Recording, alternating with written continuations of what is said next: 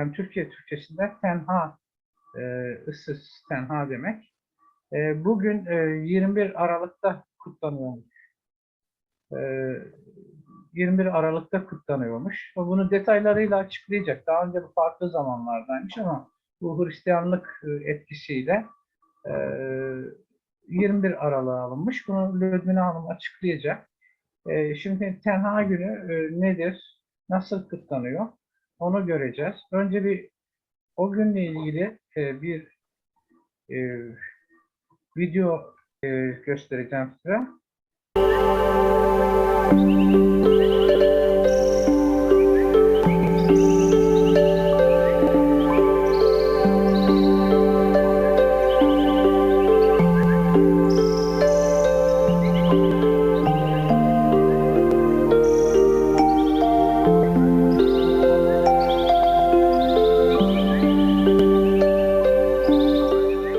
Ludmila Hanım buyurun. Bu şimdi gördüğümüz video Çağdaş Tanha gösterildi. O da şimdi yapmak için, öngörmek için bir şeyleri bunu resim gibi yaptılar ve şimdi böyle bakıcılara gösteriyorlar. Bu öngörmek dediğiniz sanırım fal bakmak gibi, geleceği görmek. Evet, fal bakmak gibi bunu mesela biz tayyar diyoruz. Taytarar, taytarar. Bu tahmin ettirmek gibi geliyor. Sonra Tanha nereden gelmiş ve nasılmış diye düşünürsek Gök Tanrı inancında siz biliyorsunuz 4 kutsal gün var bir sene içinde. Bu bahar ve sonbaharın ekinoksları, sonra da Aralık ve Haziran güneş Gün tutulması, tutulma değil. uzaması ve kısalması. Evet, uzaması ve kısalması. Bu 4 gün bizim için kutsal ve siz biliyorsunuz Haziran ayının 21'sinde güneşi tapma erkek bu evrenin erkekçi enerjisine tapma ritüelleri yapılıyor. Sonra güzün ekinoksunda mesela aya tapıyorlar ve kadın enerjisine. Sonra siz biliyorsunuz Mart ayında oluyor, yaz başlıyor. Nevruz dediğimiz bayram. Sonra da Aralık 21'sinde de Tanha diye bir kutsal gün varmış tarih. Bunu da unutmuşuz. Mesela Tanha neymiş? Bu kelimenin, bu sözcüğün anlamını sahalar biz bilmiyoruz mesela. Ve o yüzden ancak Tanha diye bu kalmış. Bakıcılardan, kamlardan öneri almak gibi. Ben bu doğru yolda mı gidiyorum, hangi hataları yapıyorum diye tavsiye alıyorsun. Tavsiye mi diyorlar? Evet, yani daha doğrusu gelecek için yani kamlara gidiyorsun. Diyorsunuz ki sizden anladığım kadarıyla kamlar size tavsiyede bulunuyor. Diyor ki siz bu yolda giderseniz doğru veya şu önünüze şunlar çıkacak, bunlar çıkacak. Şu yolda gitmeyin, bu yolda gidin gibisinden bir tavsiyede ya da öngörüde bulunuyorlar. Evet, görüş olabilir, evet. Bunu mesela nasıl yapmışlar diye düşünürsek, ben bu Tanha kelimeyi ne anlama geldiğini bilmiyordum aslında. Ama bir Özbeklerin şarkısına rast geldim ve orada Tenha diye şarkı söylüyorlar. Ben bir Özbek kız arkadaşımdan sordum bu hangi bir kelime diye. O da şey dedi, bu çok değerli ve çok samimi bir şey dedi. Onu tenha diyoruz dedi. Mesela şey gibi, tenha benim sevgim falan gibi. Aha, orada sevgi, şarkıda sevgi hakkında şarkıydı ve orada tenha diyorlardı ve ben çok şaşırdım. Sonra da o sözcüğü araştırmaya başladım. Aha, o araştırdığımda şey anlama geliyormuş. Ve geçen sene de ben Ankara'daydım ve arkadaşlarımla e, bu tenha ayinlerini yapmak için bir parkta gittik ama arkadaşlarım diyorlar biz tenha bir yer bulmamız lazım diyorlar. Ve o zaman bu kelimenin bütün anlamları ortaya çıktı ve çok sevindik bunu. Ee, Bu kelime aslında anlamı şeymiş. En değerli, en sakin, kutsal, daha mesela hmm, sakin, sessiz, böyle bir şey gibi. Hmm, Şöyle söyleyeyim. Şöyle olabilir mi? Tenha'nın baş başa olunabilecek yer. Baş başa kalınabilecek yer. Yani Baş başa da gibi değil. O da anlama geliyor tabii ki. Tabii ki ama sakin, sessiz, evet, kimsesiz, e, hareketsiz gibi. evet. E, Kimsenin rahatsız etmeyeceği yer anlamında. Evet, Yani rahatsız edilmeyecek yer. yerde değil, öyle bir e, durum gibi geliyor. Sonra daha çok araştırmaya başlayınca şey geldi bu biz biliyoruz güneş mesela güneşte patlamalar oluyorlar. Bu patlamalar frekans olarak bizi çok etkiliyorlar. Bu bizim gezegenin atmosferini elektromanyetik dalgalar çok etkiliyorlarmış ve o zaman ne anlama geliyor? Bu en kısa güneş en kısa olduğu bir gün. Aha, o yüzden mesela bu dalgalar, bu frekanslar e, en sakin en sakin günleriymiş. O yüzden mesela bizim ataların dünyası biz yukarıda gibi anlıyoruz değil mi? Ama aslında biz atalarımızı yere veriyoruz. O yüzden bu yer, toprak bizim atalarımız enerjisini taşıyorlar. Ve bu yüzden mesela bu toprak en sakin günüymüş. Aha. O zaman mesela benim atalarıma ulaşmam ve atalarımla irtibata girmem en uygun bir günmüş. Aha. Bu yüzden mesela bu ataların dünyasından diyeceğiz,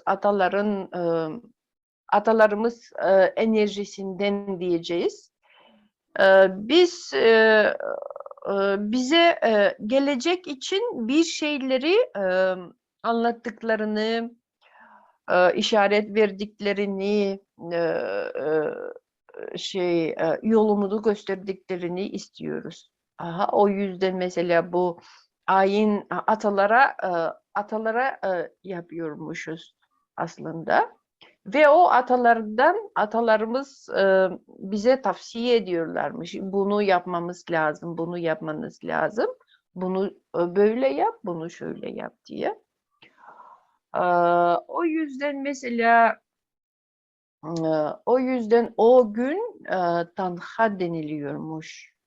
Ben öyle anlıyorum şimdi. Çünkü kutsal günlerde bizde mesela biri de siz şeyi biliyorsunuz, ateş, su, toprak ve hava. Dört kutsal şey var. Evet. Ne diyor? Onları ne diyorlar? Element. Element. Element, Dört. kutsal element. Ve bu elementlerden mesela güneşe taparsak biz ateş oluyor. Haziran ayında güneşe. Sonra da güzde biz suya tapıyormuşuz. Sonra da Aralık ayda toprağa. Sonra da Mart ayda biz havaya tapıyormuşuz. Öyle geliyor. Çünkü bizde mesela bu yaz şeyinde biz yaz da değil bu baharın Mart ayında mesela da onu yalama diyorlar ya salama diyorlar. E, bez bağlıyorlar Evet. şeyler. Çaput bağlamak. Evet. Çaput bağlıyorlar. Ve bu da hava enerjisini gösteriyor değil mi? Biz havaya hediye ediyoruz gibi. O da havaya kalıyor değil mi? Sözünüzü kesersen şöyle. Biz havaya cemre düşmesi, havaların ısınması. Bunu kutluyoruz. Haziran'da gün dönümünde güneşi selamlıyoruz. E, Hı. Eylül'deki yani sonbahardaki Dolunay'da evet Eylül'deki Dolunay'da mesela biz ay ritüelini yapıyoruz. ay ritüelini. En sonda bu Tanha dediğinizde atalara danışma günü. Son ekinoks zamanında Evet, da atalara danışma günü diyebileceğiz yani. Onlara saygı Aralık ve ayı, danışma günü. Aralık ayında, Aralık evet. Aralık ayında evet. Ee, Ve burada mesela atalarımız bizim için mesela biz mutlu olacağımızı istiyorlar. O yüzden bize mutluluk yolunu gösteriyorlar atalarımız. Ve bunu biz onların gösterdiği yola gelmemiz lazım. Bu yüzden mesela bütün senedeki programlarımız nasıl gerçekleştiriyoruz biz? Bunu tahmin etmeye çalışıyoruz. Biz doğru mu yoldan gidiyoruz, yanlış mı yoldan gidiyoruz diye. Ve orada mesela çok önceden kaşık atıyorlarmış. Sonra resim göstereceğiz orada kaşık vardı. Şimdi mi göstereceksiniz? Gösterebilirsiniz. Gösterebilirim yani şimdi oradaki şu birinci resim miydi? Evet, kaşıklar vardı orada. E, bir saniye ben şu kaşıklar mı diyorsunuz? Bunlar mı? Evet, evet. Bu kaşıkları gösterebilirsiniz. Mesela bu böyle kaşıklar, bu ritüeller için kaşıklar. Bunları mesela bütün ritüellerde bunu kullanıyorlar ve e, kımız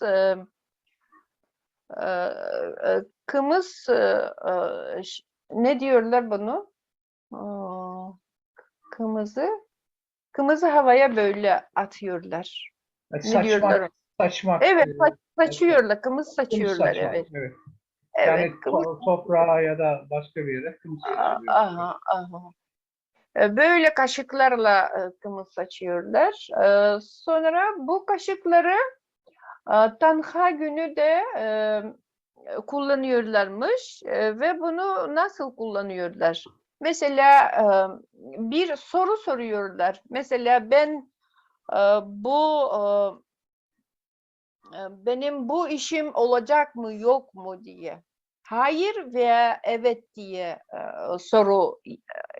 soru vermek istiyorsan eğer bunu alıyorsun ve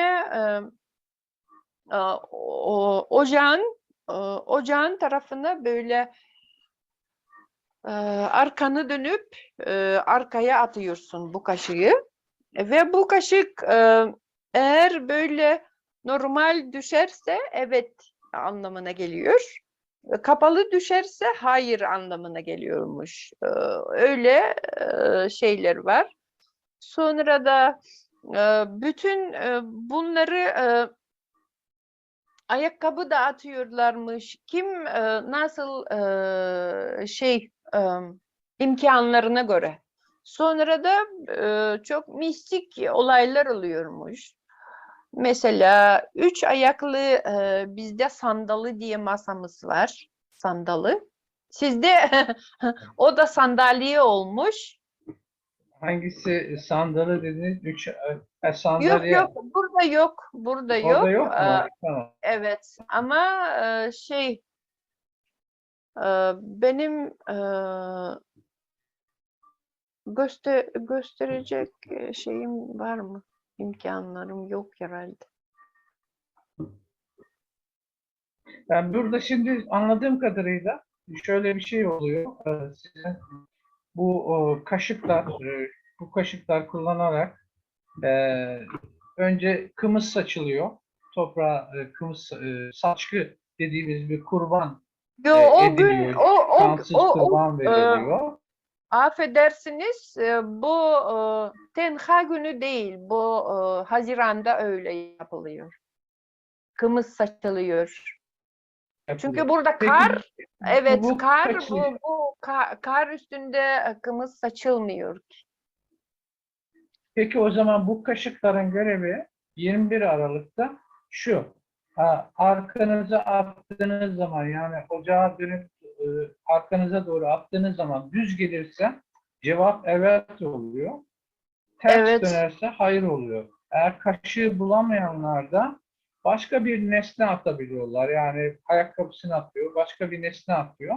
Arkasına doğru atıyor. O nesne düz gelirse sorduğu soru cevabı ters gelirse sorduğu soru cevabı hayır oluyor. Doğru mu evet, anlamışım? evet, doğru.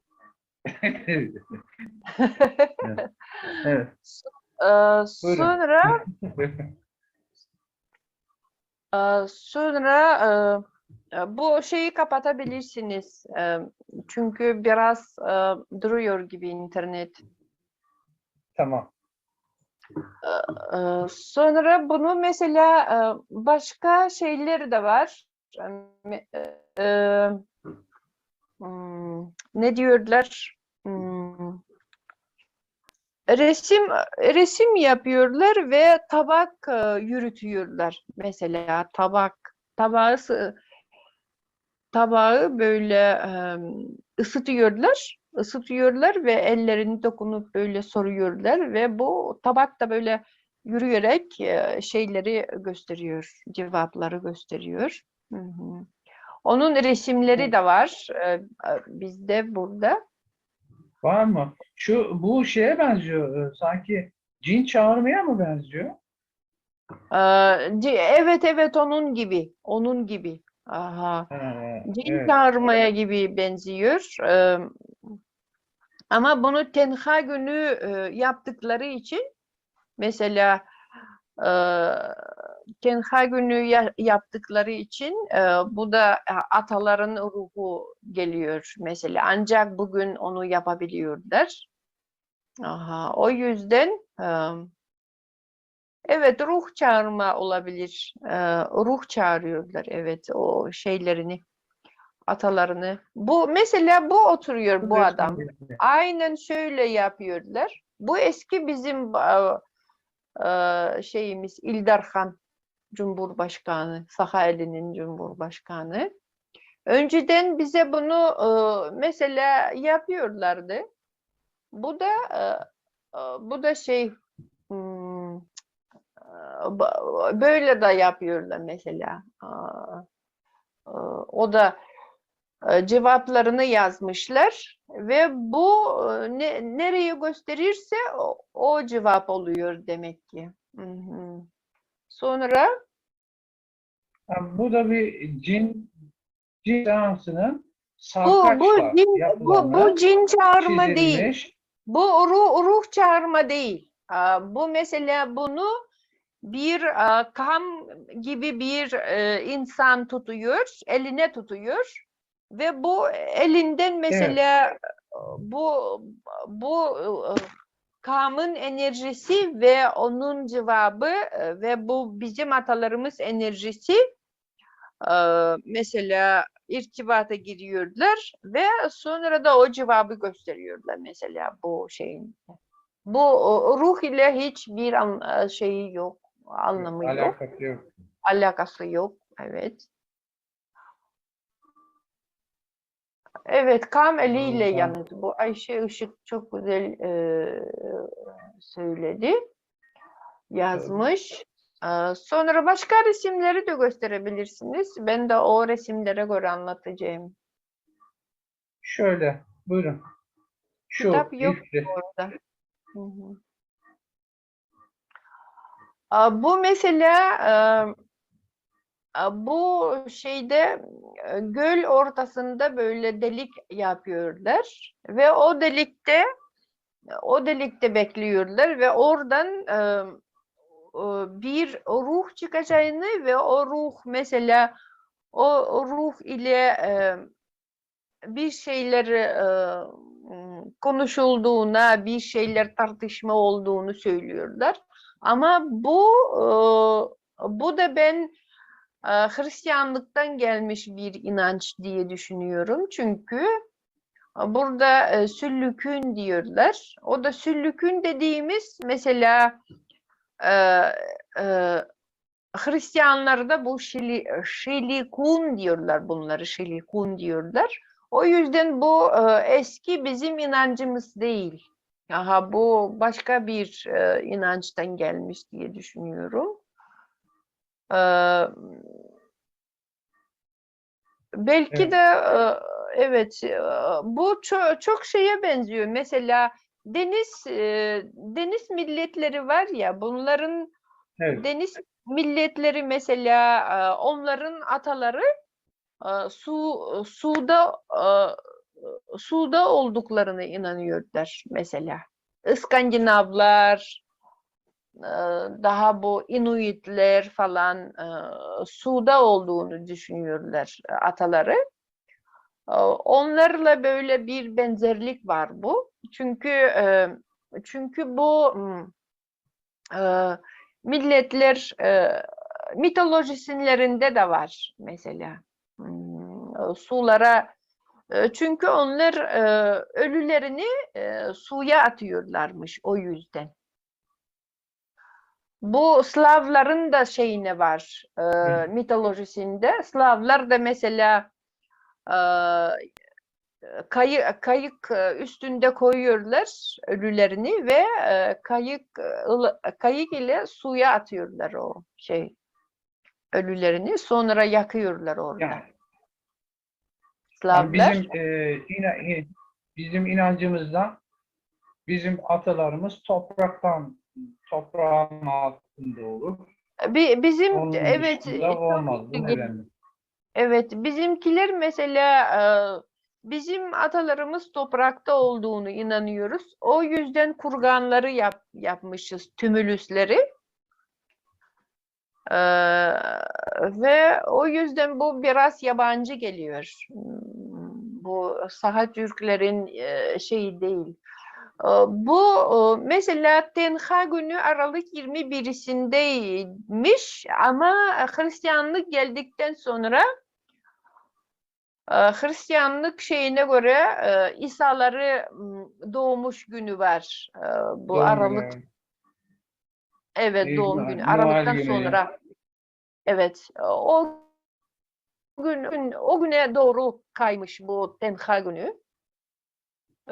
Ama şimdi öyle anlaşılıyor mesela Tenha günü şimdi mesela bizimkiler o Hristiyanlık şeyine göre mesela başlamışlar ama e, bu Tanrı inancına dönenler şimdi biz Aralık 21'sine bunu yapıyoruz. Ve m, atalarımızla şeye giriyoruz, irtibata giriyoruz bugün. Aha. o gün.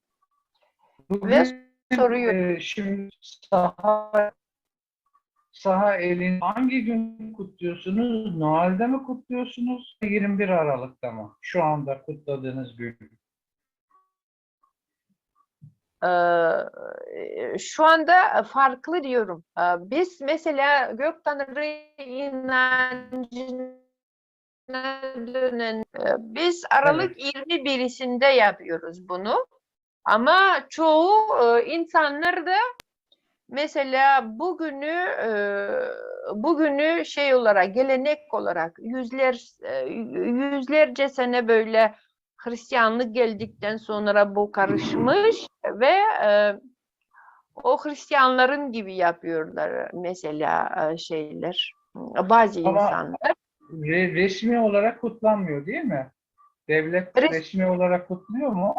Yoksa halk Yok mı kutluyor? bunu önce resmi olarak şey yapmaya başlamışlardı, kutlamaya başlamışlardı o Hristiyanlık şey tarihinde. Aralıktan sonra hangi gün, hangi ay Aralık? Ocak ayı. Aa, Ocak ayın 7'sinden 14'üsüne kadar herhalde yapıyorlar şimdi bir haftalık gibi. Hı hı. Öyle de gelenek olarak bunu yapmaya başlamışlardı resmi olarak ama sonradan bunu yasakladılar 2 sene. 2 sene oldu. Bunu çok şey olarak şey yasak koydular buna. Aha. Çünkü insanlar bu kötü ruhlarla böyle şeyleri yapmaya başlamış gibi gözüktüğün için ben de onu sevindim bu yasakladıklarını. Çünkü biz Aralık 21'sinde bunu yapmamız gerekiyordu. Evet. Ama insanlar bu Ocak ayın 7'sinde 14'üsünde bunu yapıyorlardı o yüzden. Sonra da bu ikinci evet bu Ortodoksların gibi şey yapmaya çalışıyorlar. Evet. Evet bunu gösterebilir misiniz? Evet Şu bu resmi bir mi? evet. Bu da Burada da şilikun. Evet bu da şilikun diyorlar bunu şilikun. Bu da şeyleri var. Ne diyorlar? Şeytan gibi ayakları var. Sonra da şeytan gibi şeyleri var. Bu bizde saha mitolojisinde aslında bu yoktu. Hristiyanlardan gelen bir şey bu imaj.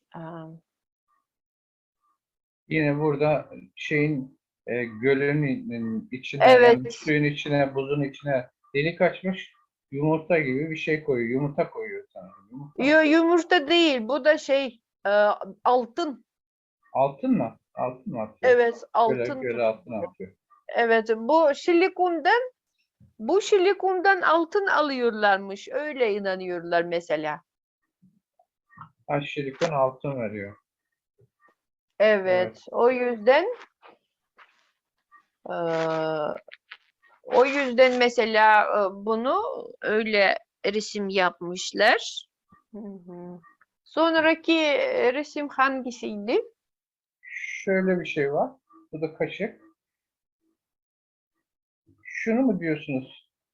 Böyle bir resim var. Bu kötü ruh. Bu ruh çağırma şeyi bu. Bu Bu ruh çok çağırma. tehlikeli. Evet, bu çok tehlikeli bir şey. Aha, e, bunu yanlış güne yapılmaz. Çünkü bu çok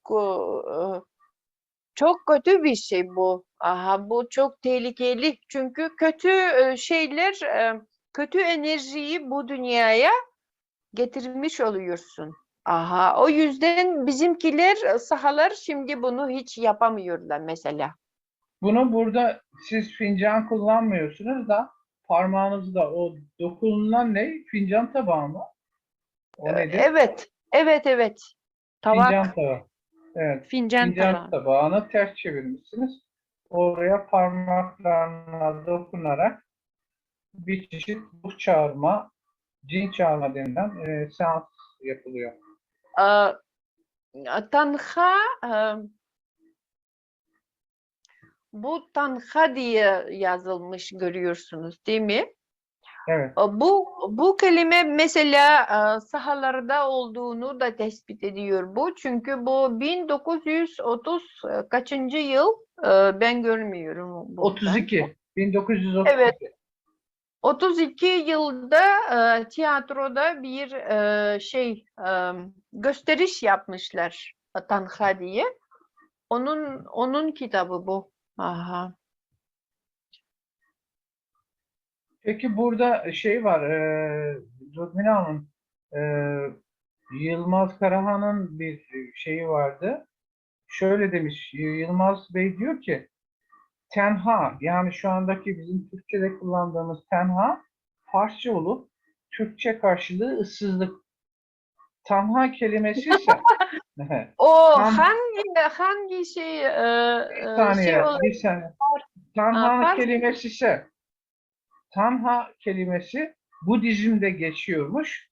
Anlamı arzu, özlem, istek demekmiş. olabilir çünkü bu çok eski bir kelime. Aslında biz önceden kullandığımız kelime. E, Bu daha çok eski şeylerin bizim atalarımız mesela Hindistan'a ulaşmadan öncekiden de varmış bu kelime o zaman. Çünkü bu dizlere de geçmiş, Farslara da geçmiş. Çünkü bu çok Farslara nereden geçmiş? Bu da Zerduşluk'tan geçmiş olabilir. Sonra bu öz ve öz bizim kelimemiz bu. Farsların değil ki. Çünkü Farsça kelimeler saha türkülerinde nasıl olabilir? Biz Farslarla hiçbir zaman karşılaşmadık ki. Hı hı. Anladım. Yani bu siz diyorsunuz ki bu Türkçeden geçen bir Türkçe Evet, olan bir kelime, çok sözcüktür. evet. Evet. Ön Türklerden geçen bir kelime. Bu gök tanrıcılık ile alakalı bir kelime olduğunu e, daha daha net gösteriyor mesela bu Budizme geçtiği, bu Farslara geçtiği için. Aha, bu gök tanrı inancının bir çok önemli bir anlamını taşıyor o yüzden. Hı hı. Yani şey de olabilir. Yani Türkçeden Farsçaya geçme ihtimali bana göre çok daha fazladır diye düşünüyorum ben. Çünkü Hı. söylediğinize göre Tanha çok daha eski bir sözcük. Evet, Farsçada farklı bir şekilde kullanılmış olabilir. Çünkü evet, Farsça çok daha Türkçe'ye göre çok çok genç bir dil. Yani çok hatta çocuk bile sayılır yani Türkçe ile karşılaştırdığınız zaman. evet, Evet. evet. Diğer hangi resmi açayım? Hangi Sonra resmi? bu Tanha diye bu şey vardı ya, Kiril alfabesi. Evet. Bu da Evet. Tanha diye Taytarıllah Tanha demişler. O da e, sırlı e, sırlı mı diyorlar? Sırlı. Evet. Sırlı. Sırlı Tanha demişler bu. Aha. Sırlı. Aha, Saklı. sır, Sırlı. evet. Aha, sakıncalı Tanha gibi. Hı hı. Evet. Sırlı, saklı ya da sakıncalı. Evet. Aha, bu mesela bu kitap mesela bu e, hangi şeyler vardı mesela çeşit e, e, ne diyorlar bunları? Aa, bakıma mı, cevap alma mı bir şeyler. Hı hı. İşte fal gibi ya da işte geleceği öngörmek Evet, gibi. evet öyle. Onun hakkında yazılmış bir kitap. Sonra başka bir resme geçiyoruz. Hangi? Bu kaşıklar. kaşıklar. Bu da şey oturuyor. Bunu Bir tane daha gösterdi. kaşık var. Evet, Ee, bu kaşık daha önemli bir. Aslında böyle oluyor. Geleneksel kaşık. 4 tane şeyi oluyor. Deliği dört, oluyor. Hı hı. dört, dört deliğine farklı şeyler mi konuyor yoksa aynı şeyler mi konuyor? Bu 4 kutsal element ve ortasında da insanın şeyi işareti bu. Hı hı. Yani şimdi Ekinoks, ekinoks falan bu şey. Bu işaret mesela haç işareti diyorlar. Ama bu haç dediğiniz Hristiyanlıkla hiçbir alakası yok. O, Tanrı inancının ile evet, evet. alakalı. Çünkü bunu görürsen mesela burada şeyin e, şeyi gözüküyor mesela burada. Güz, bahar ekinoksları, sonra da Aralık, sonra da Haziran ve ortasında mesela onu her şeyine bağlayan biziz. Mesela insan, Tanrı çocuğu mesela. Hı hı. O işaretini gösteriyor bu aslında. Hı Yani hı. bizim buradaki söylenen şu, bu dört element bir de bizim Aha. Türkçe'de, yani Türkiye'de daha çok bilinen adıyla dört yön, e, güneş haçı, güneş krosu haçı dediğimiz işaret. Daha sonra da bu Hristiyanlığa, Hristiyanlık haçı olarak geçmiş bir işaret. Kısaca özetlemek gerekirse. Hı Evet. hı. Aslında bu bizim şeyimiz, işaretimiz. Sonra da başka bir resme geçiyoruz. Hangisine, buna mı geçeyim yoksa diğer başkasına mı geçeyim? Diğerleri nasıl? Şöyle Aha, bunu. bir şey var. Bunu anlatıyorum. Bu da şey, mesela o tabağın üstünde kağıdı böyle ne diyorlar bunu kağıdı? Yakıyorlar mı? Ne Evet, yapıyorlar? kağıdı yakıyorlar ve orada mum ışığında tutuyorlar ve burada onun gölgesini bakıyorlar. O gölgesinde ne gözüküyorsa bu gelecek sene senin için bunlar olacak diye. Yani bu bir yerde gölge falı gibi bir şey oluyor. Evet, gölge falı gibi. Aha, gölge falı gibi de değil. Bu gölge falı. Yani Mesela gölge falı, evet. evet, orada çok ilginç şeyler çıkıyorlar. Resimler mesela. Kuş çıkabiliyor, çocuk bebek çıkabiliyor, ev çıkabiliyor, otomobil çıkabiliyor. Ne isterlerse onu görüyorlar insanlar mesela. Aa, Bu, sonra buna benzer bir tane daha var. Yine burada mum yakılmış. bu da şey mum yakmış. Sonra da orada şey kartlar gözüküyor, taro Evet, gibi. burada iskambil kağıtları var. Ben onu soracaktım. Bu iskambil Aa, kağıtları var. Evet. bunların mesela bunlarla da yapıyorlar bunu. Aha. Kral çıkıyor öyle şey prens o şey çıkıyor böyle. Onlarda da bir anlam çıkarıp böyle anlatıyorlar insanlara. Çok güzel yapanlar var bunu. Sizde falcılar var. Çok güzel Evet, falcılar var ve bu falcılar gibi bunları da. Hı hı. anladım. Yani bizdekilerden biraz farklı da olsa yani benzer işleri yapıyorlar. Benzer falları yapıyorlar.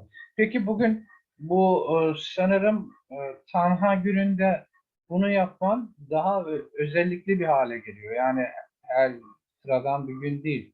Tanha gününde bir şekilde bir yıllık önündeki bir yıllık süreci görmüş oluyorsun. Doğru mu anlıyorum?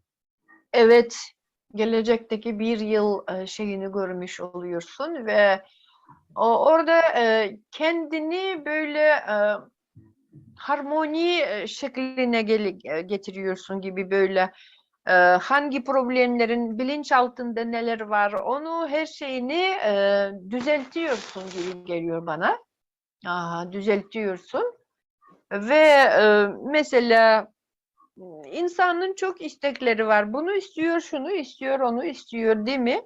Ve bunlardan en önemlisi hangiymiş? Onu da bilinçaltın ile böyle insan içgüdünle böyle kendi durumunu düzeltiyor gibi geliyor bana. O gün. Evet, Aha. o gün. O gün yani şöyle anlamalıyız. O gün atalarının ruhlarıyla birleşip onların enerjisiyle kendi enerjini birleştirip önümüzdeki yıl en önemli isteklerin hangisi? Bunları bir şekilde yani dış dünyadan arınıyorsun, ona odaklanıyorsun. Atalarının aldığı yardımla da işte bu tür vasıtalarla işte yok gölge falı, yok diğer sarkaç falı veya diğer e, yardım almak gibi şeylerle de e, önündeki yılın planını yapıyorsun gibi. Sana ne Evet, getirecek onu görüyorsun. evet. Çok doğru anlamıştınız. Sağ olun. Türkçem çok eksik olduğu için Yok gayet güzel. Gayet pratik güzel. yapamıyorum. O yüzden biraz Ee, zorlanıyorum. benim Sonra sonra sonra da bunu anlamına getiriyorum ben mesela. Egregor diye anlam var diye mi? Egregor. Egregor, Nasıl? Kim biliyor? Onun Türkçesi nasıl oluyor o? Egregor'u bilen var mı arkadaşlar? Egregor diyor Türkçesi de. Egregor mu diyor? Evet. Türkçesini de egregor diyor. O zaman biz burada İngilizcesini bulacağız. İngilizcesi de herhalde egregor olacak. Evet, İngilizcesi de egregor. O yüzden ben bunu egregor diyorum da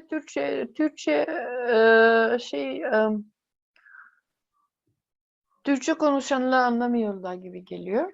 Ya, bu nasıl bir şey? Onu anlatayım o zaman.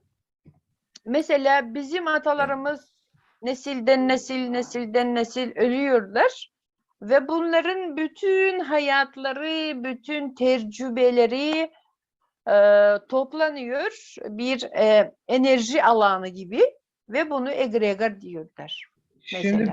ben şeyden buldum, Wikipedia'dan buldum.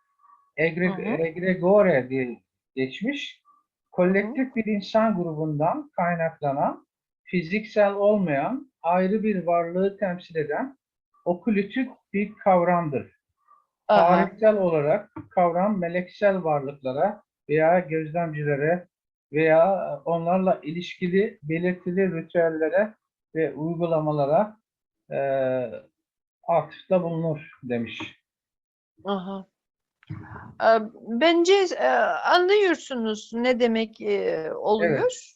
Evet, o yüzden bunu anlatayım mesela. Egregor dediğimiz mesela tabiattan doğan egregorlar var ve yapılmış egregorlar var mesela. Bu yapılmış egregorlar dediğimiz bu din egregorları var ya Hristiyanlık, İslam, Budizm, Zerduştluk falan filan. Bunlar mesela bu yapıcı diyorlar mı? Yapıcı egregorlar.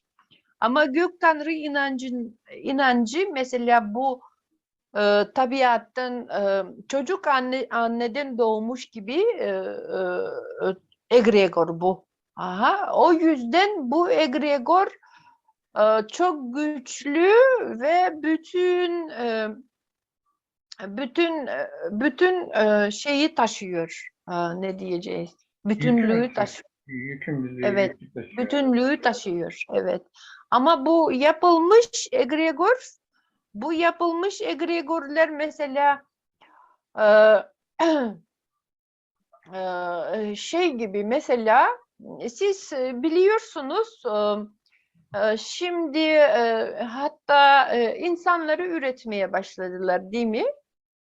Evet. Bir şey içinde. Aha. Onun gibi bir şey. Çünkü bu insanları yapılmış insanları mesela bilim adamları da şey doğru düzgün şimdi insanlar değil demeye başladılar. Çünkü bunlar şey tabiattan gelmemiş gibi. Aha, bunlar biraz bir şeyleri eksik gibi. Aha, bunları eksik gibi görüyorlar. O yüzden bu egregörler yapıcı mı diyorlar?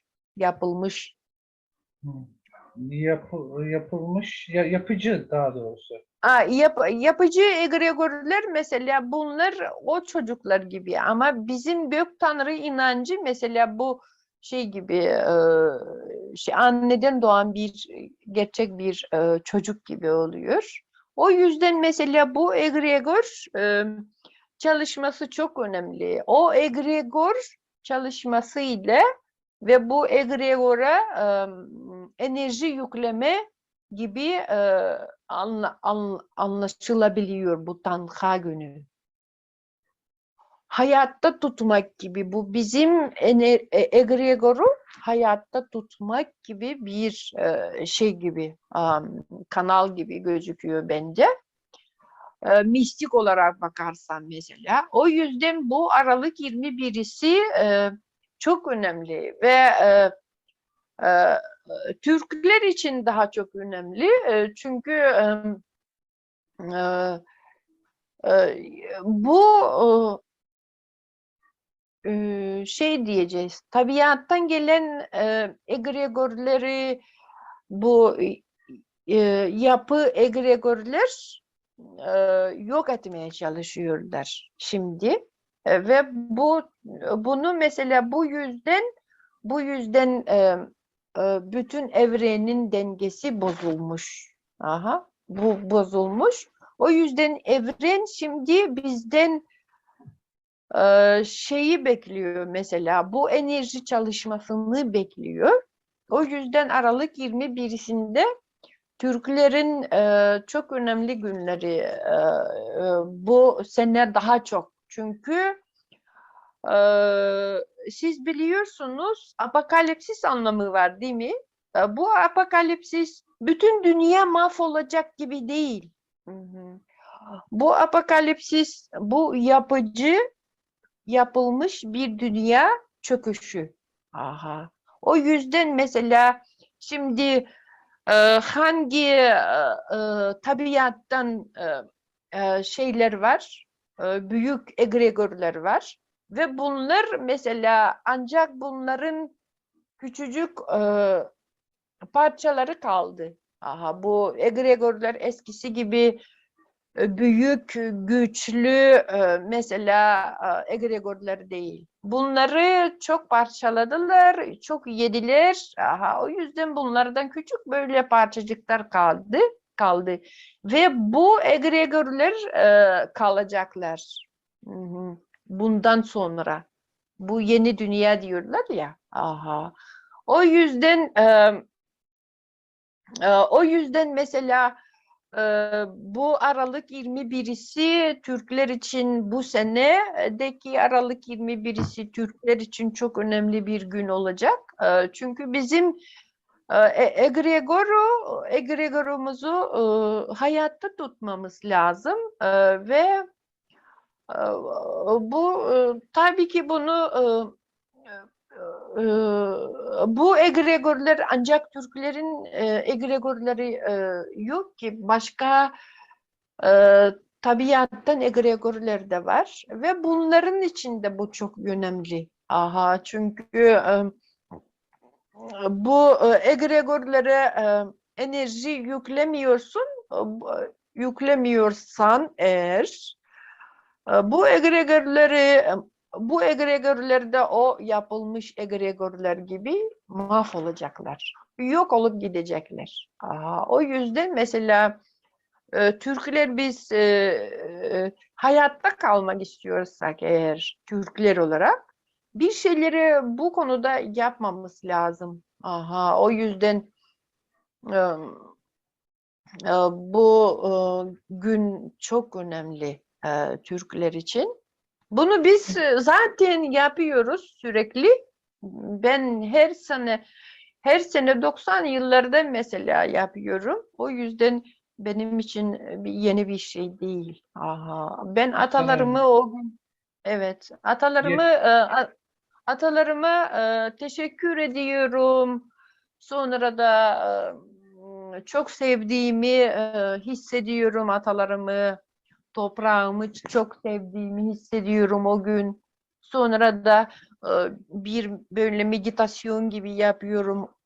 Yakıyorum. Sonra da o şey benim şeyler var. Mesela eski şey Göktürklerin harfleri var. Göstereyim ben size burada var. Onu gösterin buyurun. yapıyorum mesela.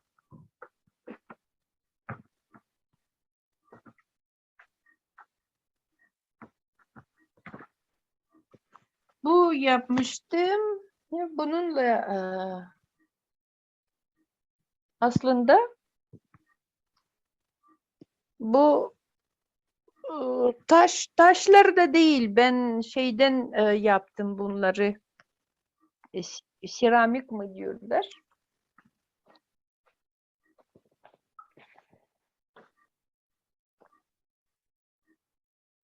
Böyle şeyi var. Torba. Bunu evet torba içinde tutuyorum. Sonra şöyle mesela. Oy, Tam nerede? gözükmüyor. Ha, şimdi taş üzerine Evet. tamga. Bu taşlar mesela bu. Ha, Bu evet. kendim yapmıştım bunu. Aha. Taşın üzerine Türk damgaları ya da bizim Türk runik alfabemiz. Evet. Evet. Ve bunları mesela böyle meditasyon yapıyorum. Sonra buradan böyle bu taşları alıyorum. Koyuyorum, okuyorum. Hangi anlamları geliyordur. Ve o bana bir şeyleri açıklıyor gibi geliyor. Peki Ee, buraya geçmeden önce şu geçtiğimiz şey çok önemliydi. Sizin anlattığınız. Dediniz ki egregorlardan iyiler var, kötüler var. İyilerin gücü azaldı. Biz Türkler e, yani o egregorları ayakta tutabilmemiz için onlara enerji vermemiz lazım. evet. Bir de bu enerjimiz birleşik olmalı. Yani hepimizin enerjisi olmalı. Yani aksi takdirde gelecek bizim için iyi olmayacaktır dediniz. Doğru mu? Evet. Evet. Buyurun. Evet. Çok böyle e, insanların mesela kendi ayetleri var. Kim böyle benim gibi bugün işaretleri alıyor. Başkası başka türlü alıyor. Ee, öyle oluyor mesela. Bazıları böyle bu kağıt yakıyorlar. Sonra da gölgesinde bir şeyleri bakıyorlar falan filan öyle. Ama en önemlisi bizim e, bizim atalarımızı sevdiğimizi, bizim toprağımızı sevdiğimizi hissetmemiz lazım. Bu çok önemli. Çünkü dünyada sevgi enerjisi eksik. Şimdi mesela ormana giderseler insanlar ormanı sevdiklerini aktarmıyorlar bu ormana, ağaçlara, hayvanlara mesela. Ancak kullanmaya çalışıyorlar. Oradan bir şeyleri almaya çalışıyorlar ama sevdiklerini mesela sevdiklerini göstermiyorlar. O yüzden mesela bu sevgi aktarma bence daha çok önemli diye düşünüyorum. Aha. Bizim atalarımızı ne kadar sevdiğimizi söylememiz lazım, hissetmemiz lazım, bunu göstermemiz lazım bence. Hı hı. O yüzden sevgi enerjisi çok eksik aha, dünyada.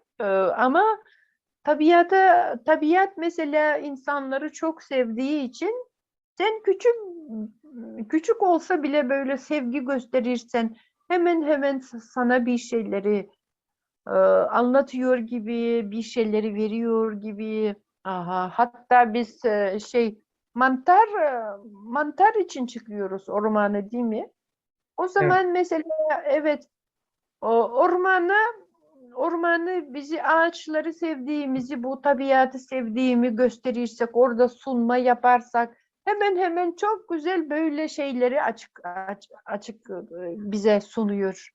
Çok mantarlı yerleri mesela rast gelmiş gibi oluyoruz, değil mi? Evet. Bu çok ilginç bir şey çünkü ben sürekli çıkıyorum. Börtlen alıyoruz biz ne diyorlar onu? Yabani börtlen için, Evet. mantar Mantar için için. çıkıyoruz. Evet. Ama öyle çok güzel böyle sunma yaparsan, sevdiğini böyle sevgi aktarırsan mesela hemen çok güzel böyle şeyler çıkıyorlar. Aha, çok ilginç. Ve tabiat insanı gerçekten çok seviyor. Çünkü o bizim atalarımız. Toprak bizim atalarımız ve bu topraklar mesela e, bu topraklar e, bu topraklar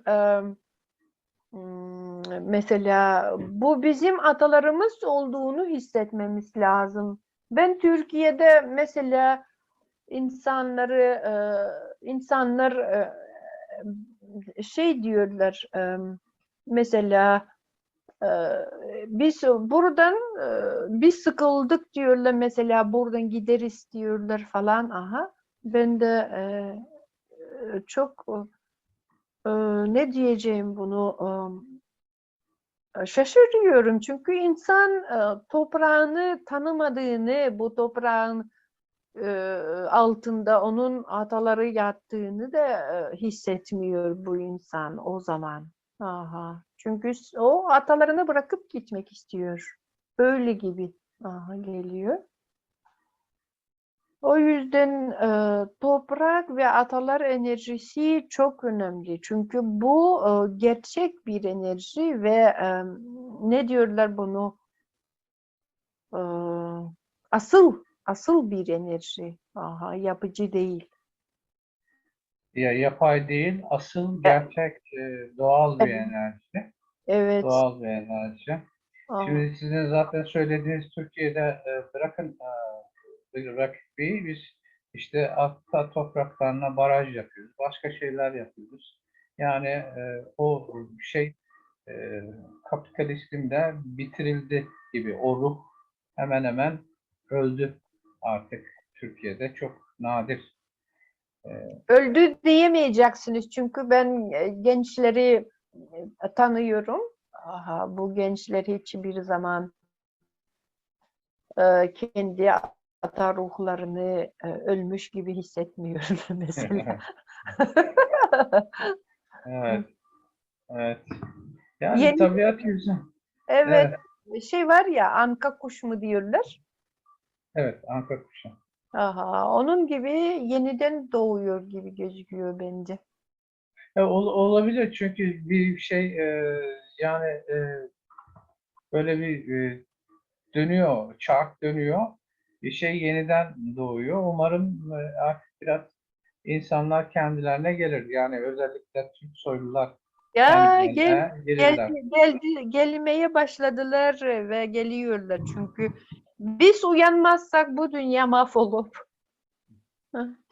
Eski Atlantlar gibi, e, eski medeniyetler gibi patlayacak, sonra da mahvolup gidecek gibi geliyor çünkü en güçlü böyle daha çok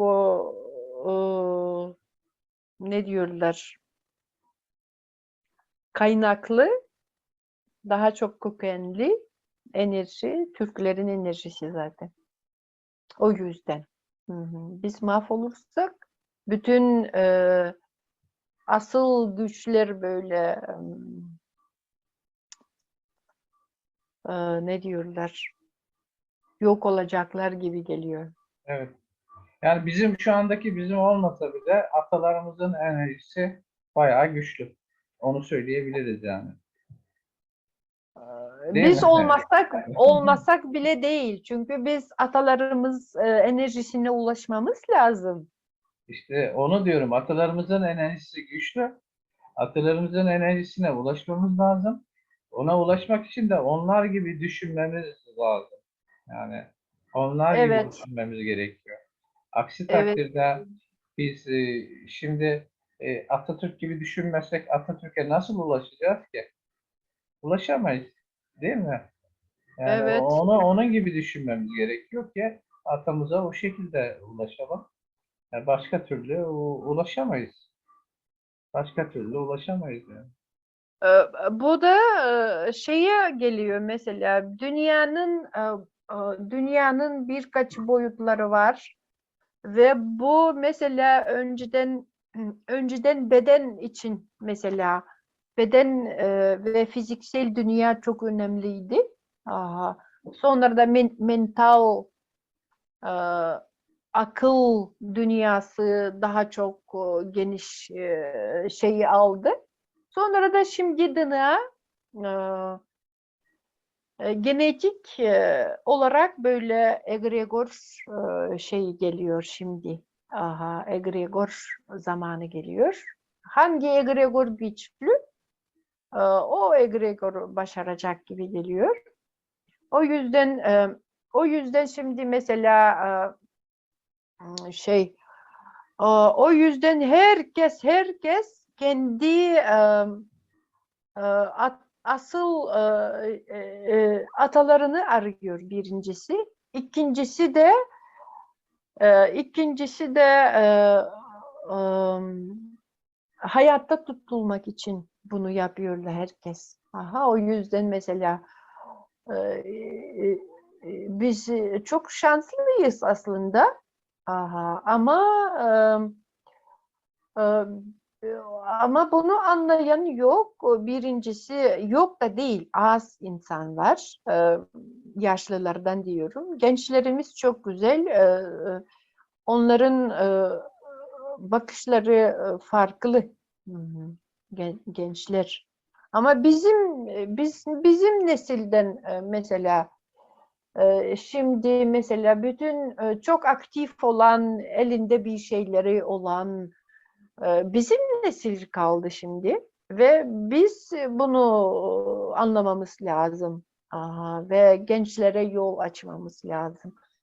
Bunu mesela herkes şimdi Türk olmaya başladı, değil mi? Türk kökenli olduğunu söylemeye başladılar. Herkes. Neden? Evet. Aha, neden? Çünkü herkes hissediyor, bu egregor zamanları geliyor diye. Egregorlar zamanları geliyor. Ve bu yüzden mesela herkes Türk olmak istiyor. Bizim kökenimizi e, kendini bizden görmeye çalışıyorlar. O da güzel çünkü insanlar e, aynı anlamları olunca ancak anlaşabiliyorlar ve birleşebiliyorlar. O yüzden bu çok güzel bir şey. Çünkü aslında böyle bakarsan, bu tanha kelimenin örnek de alarak söylüyorum mesela. Bu tanha kelime bizde bir ayin olarak kalmış. Aha. Sonra da bu tanha kelimenin ne anlama geldiği kaybolmuş. Ama bu kelimeyi de Hatta Hindistan'da bunu kullanıyorlar. İran'da kullanıyorlar mesela. Bu da gösteriyor çünkü bizim kültür, gelenekler çok çok eski gelenekler. O zaman bizim kökenlerimiz daha çok derinden geliyor. O yüzden mesela bu taraftan şanslıyız biz. Ama söylediğim gibi bunu çok önceden fark etmişler. Ve fark edince yapay böyle egregorlar bizi avlamışlar. Çok iyi avlamışlar bizi. Biz af olmuşuz. Ama artık bunu herkes şimdi anlamaya başladı. Biz af değiliz ki. İyi ki iyi ki mesela iyi ki bunu anladık artık. Herkes anlıyor zaten. Aslında bizim damgalarımız, sembollerimiz, simgelerimiz dünyanın her tarafında yaşıyor. Ben kapı demirlerinde de görüyorum, diğer dekorasyonlarda da görüyorum, halılarda da görüyorum, ev dekorasyonlarında, dünya çapında her yerde yaşıyorlar. Yani biz unutsak bile onlar devam ediyor, yaşamaya devam ediyor logo olarak. O simgeler dolaşıyor dünyada. Ama aslında bakarsan bazı simgeleri çok yanlış kullanıyorlar bunlar mesela. Evet. Bir örnek bir örnek mesela Türk Cumhuriyeti'nin bayrağı var değil mi? Şimdi. Hı hı. Evet, Şimdi böyle hilal bu tarafa bakıyor. Size gösteriyorum mesela. evet. Aha, yıldız bu tarafa bakıyor. Bu da şey, bu da yok oluş simgesi bu. Aha, çünkü azalan ay gösteriliyor. Azalan ay da yok oluş simgesi. Aha.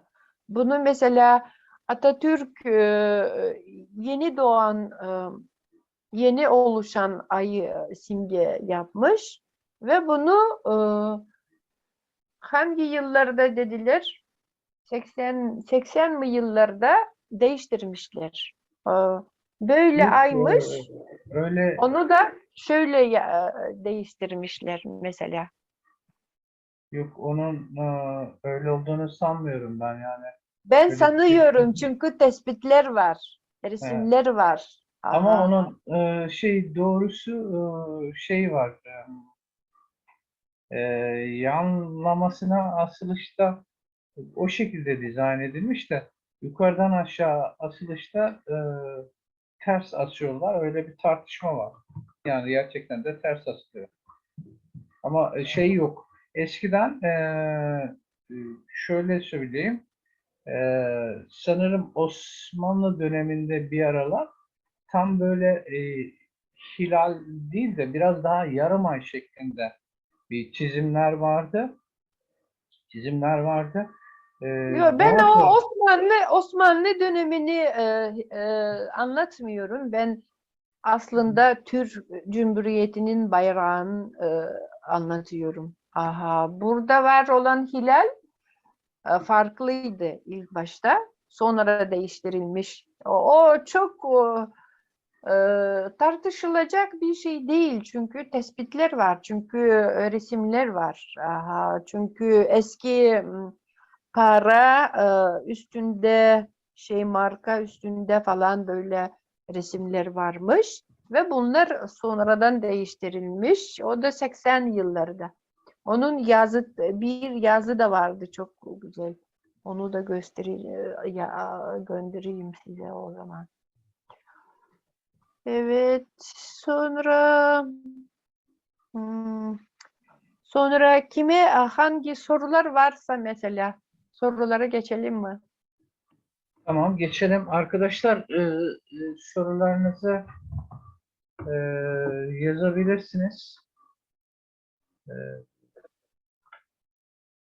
Bu arada ben de size isterseniz sizin daha önceden şeyi vardı. Güzel bir onu bulabilirsem paylaşayım. Evet arkadaşlar, sorusu olan var mı? Kimse bir şeyleri yazamıyor. Ben bir de burada şeyleri okuyorum da. Şu anda pek soru Soru soruları yoksa mesela benim var demiş. Evet Semih Bey, yazabilir misiniz sorunuzu?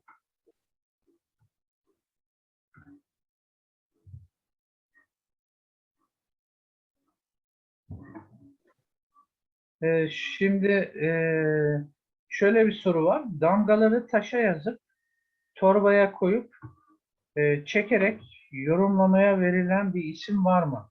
Yani siz o damgaları yazıyorsunuz ya, Türk harflerini yazıyorsunuz. Onu bir torbaya koyuyorsunuz. Çektiğiniz zaman bunu yorumlamaya verilen bir isim var mı? Onun bir özel ismi var mı o şeyin? Yaptığınız ritüelin. damgaların mı? Ha, bunu da şey e, gadaniye ne demek Türkçesi bilemiyorum ki. Gadaniye. Ya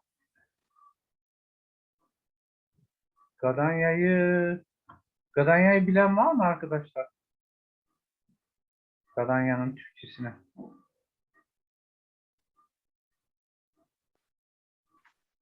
Sanırım bilen yok. Gökmen Hanım. O zaman İngilizcesi divination. Evet. Divination. Divination, yüceltme, yüceleştirme, evet. O zaman Yani, Türkçesi güzel. nasıl olur? Ee, yüceleştirme gibi bir şey olabilir.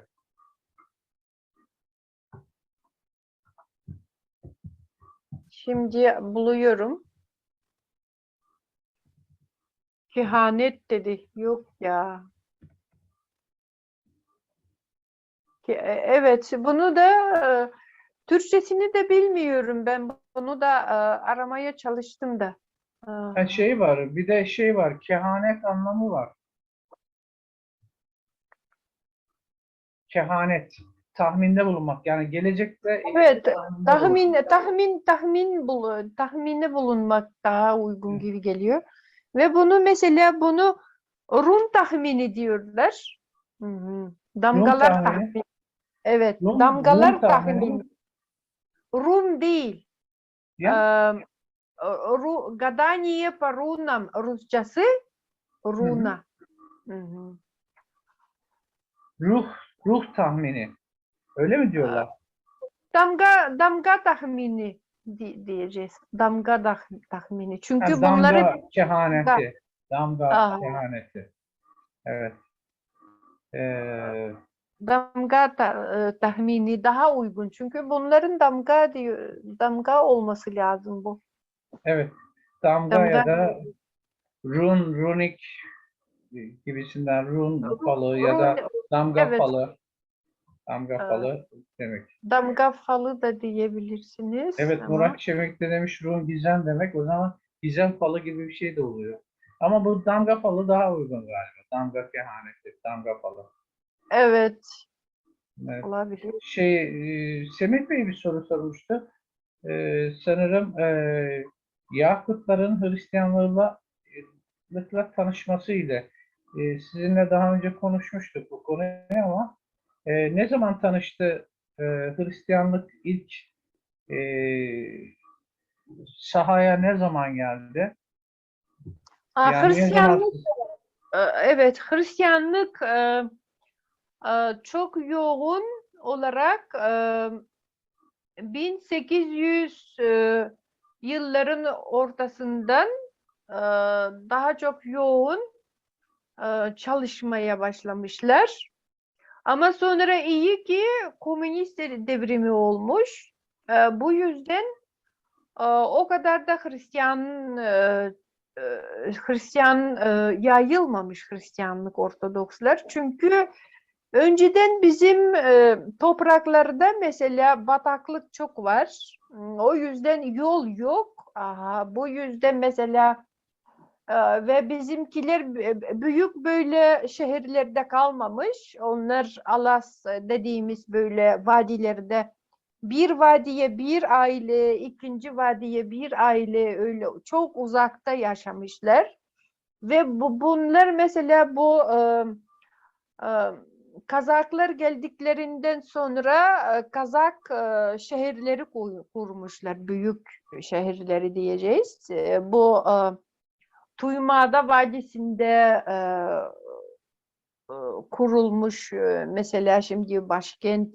Sonra bir yerde Bülü tarafında mesela o tarafında bir merkez. Öyle merkezleri kurmuşlar ve bu merkezlerde oturarak mesela bu merkezlerden yaymaya çalışmışlar. Hı hı. Ama o kadar da din insanları burada gelmemiş. O yüzden o kadar da yayılmamış. Aha.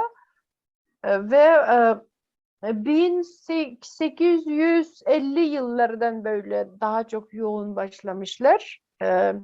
1800 başında gelmişler aslında. Sonra da o sistemini kurmaya çalışmışlar ve 1850 yıllarda sistemini kurmuşlar. Sonra da çok aktif bu dini yaymaya başlamışlar. Ama 1917 yılda siz biliyorsunuz bizde komünist devrimi oldu. Aha, ondan sonra din kapatıldı. Aha, o yüzden mesela o kadar da şeye girmedik. Evet. Aha. Orada yani farklı yerlerde e, olmaları, yaşam alanlarının çok seyrek olması, ayrıca bir de komünizmin akabinde gelmesi, e, Yakutların ya da Yakutistan'da yaşayan Kürtlerin ve diğer şeylerin, halkların Hristiyan olmasını engelledi diyorsunuz. Peki gelenler Ortodoks mu, daha çok Katolik misyonerler mi? Hangileri daha önceden geldi? Şimdi ilk başta uyarmam gerekiyor. Bizi Yakutlar demeyin lütfen. Çünkü biz Yakut değiliz. Biz Sahalarız. Saha diyeceğiz, evet. Evet. Ve Yakutistan da diyemeyin. Çünkü biz Yakutistan değiliz. Biz Saha Cumhuriyeti diyeceğiz veya Saha eli diyeceğiz, Saha yeri diyeceğiz. Ama Yakutistan değiliz biz. Aha. Anladım. Peki sahanın anlamı sakayla ilgili mi? Tabii biz o sakalardan zaten bizim Evet. şey e, etnonim olarak biz o sakalardan sahalarız. Ama biz kendimizi saka demişiz. Aha. Sonra da o sakalarla kendimizi karıştırıyorlar. Mesela sakalar desek o eski bizim atalarımızı hemen anlıyorlar insanlar. Ama şimdiki sakalar biz mesela e, o sakalar değiliz ki. Aha, yeni bir nesil sakalarız biz. Yani siz sakasınız ama eski sakalarla, yani bundan 3000 yıl önceki sakalarla da karıştırılmaması gerekiyor. Değil Evet, mi? o yüzden evet. Çünkü Zaten biz e, evet normal, farklıyız. şimdi Bering Boğazı civarında yaşayan sakalarla sizin birlikte misiniz, ayrı mısınız? Bering Boğazı'nda Hangi yaşayan. sakalar? Bering Boğazı civarında yaşayan. Onlar da bizim sakalar o. Evet. Ya oradaki gariplik şurada. Size Yakutistan, Yakut derken oradakilere Saka deniyor. Ya zaten Yani bunu sakalar var ya onları şimdi dolgan da diyorlar. O dolganlar zaten kendilerini biz sakalarız diyorlar. yani Sakalara bu bir yerde asimilasyon gibi bir şey yani. Yok, siz Saka değilsiniz ama Parçalama. parçalama. Evet. biz Saka Çünkü izliyorsunuz. evet, Yani çünkü Sakaların toprakları mesela bu bütün şeye kadar Japonya'dan Ural'a kadar Sakalar yaşamış zaten. evet, evet. Ural dağlarına kadar Sakalar yaşamış ve orada bütün şeyleri Bu toprak isimleri falan filan böyle çok şey zaten Sakaca, Türkçe Sahaka, evet. Bu Türkçe. Dolganlar Saka değil mi? Dolganlar Saka Saka. Saka tabii ta. Moğollarla Ben alakası yok yani. Moğol. Mağarlarla hiç alakası yok. Bunları şey gibi benim arkadaşlarım var, akademisyenler Türkiye'de, m, Pervin Ergun, e, Metin Ergün, Ergun. Bunlar mesela beni davet ettiler, dediler biraz yardım edebilir misiniz? Dolgan destanlarını Türkçe'ye çeviriyoruz dediler. Ben dedim affedersiniz ben Dolganca bilmiyorum dedim. Sonra Ermin Hanım sonra da seyrediyor bizi şu anda. aa, aha. Onu dedim, affedersiniz ben Dolganca bilmiyorum. Hiç yardım etmek şeyim yok dedim. Yüzüm yok dedim. Sonra da dediler o zaman misafir olarak gelebilir misiniz? Ben de İstanbul'daydım zaten. Ben Ankara'ya gittim ve şeyi gösterdiler bana, o kitapları gösterdiler ve dediler bunlar burada neleri yazmış, bu kelime nasıl bir şey diye böyle sordular. Bunu okuyabilir misin dediler. Ben de okumaya başladım ve her şeyini anladım. Ve sonra o arkadaşlarım da bana anlam verdiler. Ben Dolgancı biliyormuşum. Kendi Yani siz Dolgancayı öğrendiniz. Yani çok çabuk zamanda yok. öğrenmişsiniz. Zaten sahaca o. Sahaca. Evet. Yok, espri Hiçbir, yapıyorum. fa Şaka Aa, yapıyorum. hiçbir Şaka farkı yok. yapıyorum. Zaten garip bir şey. Orada Türk olmasın da ya Moğol'a bağlıyorlar ya başka bir yere bağlıyorlar. Oradaki ben biliyorum Sibirya'daki birçok toplumu bunlar diyorlar işte Moğol'dur, şudur. Halbuki bu adamlar e, görüyoruz yani en azından YouTube'daki videolarda görüyoruz. Türkçe konuşuyor. Yani Evet. sözcüklerini anlayabiliyorsun. Yani Evet. konuştuklarını anlayabiliyoruz. Bu arada Almanya, evet. Almanya'dan arkadaşlar gelmişti burada. Ben onları gezdirdim ve bunlar 3 gün sonra şey dediler. Daha bir hafta burada kalırsak dediler biz aslında sadece anlamaya başlayacağız dediler. evet, evet, evet. Yani sadece bu arada Taci Miri Miran Bey sanırım Zürih'ten katılıyordu. O da ben de sizdenim diyor. O da bir saha elinden bir arkadaşımız. E, Başka soru var mı arkadaşlar? Böylece bazı şeyleri de buradan öğrenebiliyoruz. Çünkü artık Yakut dememek gerektiğini, Saka dememek gerektiğini. Evet. Bir de ayrıca biz zaten hem Semih Güner hocamla yaptık bu konuyla ilgili hem Nuraciye Hanım'la, Lüdmine Hanım'la yaptık. Bizim Sibirya'daki Türklerin kökeni bayağı binlerce yıl öncesine gidiyor. Sakalarla başlamış bir başlangıç değil.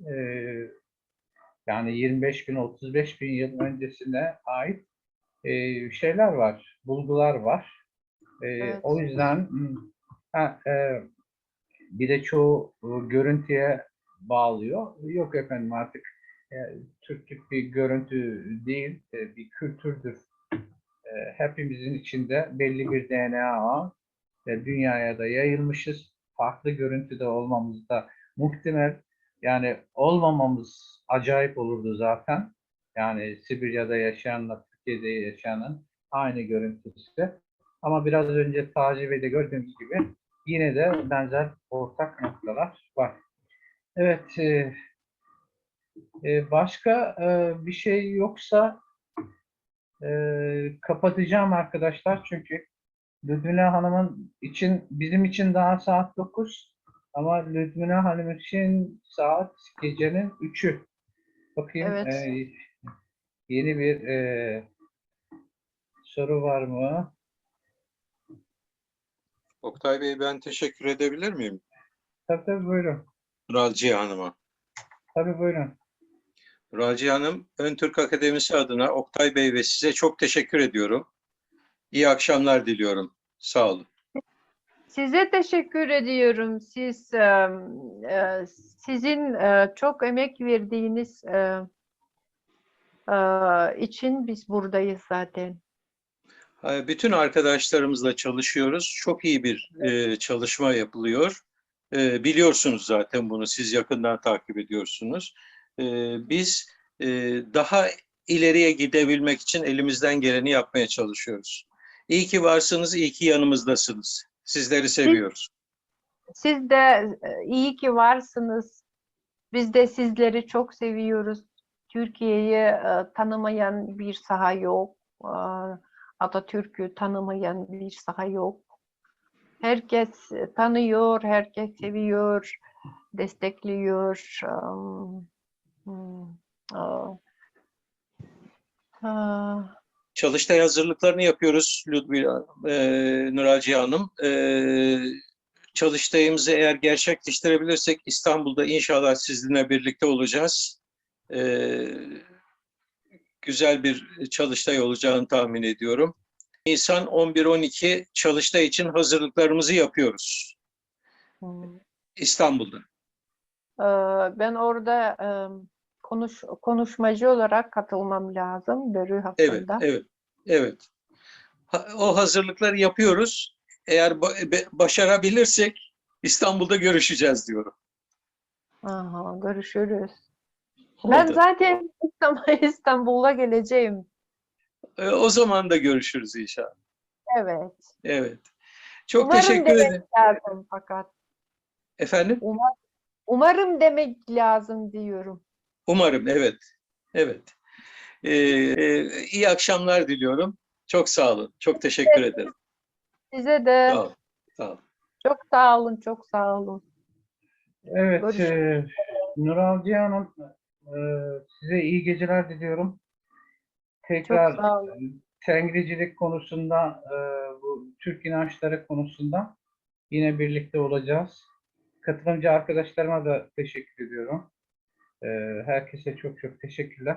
Önümüzdeki hafta Semih Güner'i hocamla birlikte olacağız. Tabii sadece Semih Güner'i değil, aynı zamanda KAM, yani Kafkasya Araştırma Merkezi üyeleriyle birlikte olacağız. 3 kişi, Ahmet Bayburt, Ayça Avcı ve Semih Güner'i hocamız, konuğumuz olacak. Ama saat 9'da, Cumartesi 18 Aralık akşam 9'da birlikte olacağız. İyi geceler diliyorum. İyi geceler.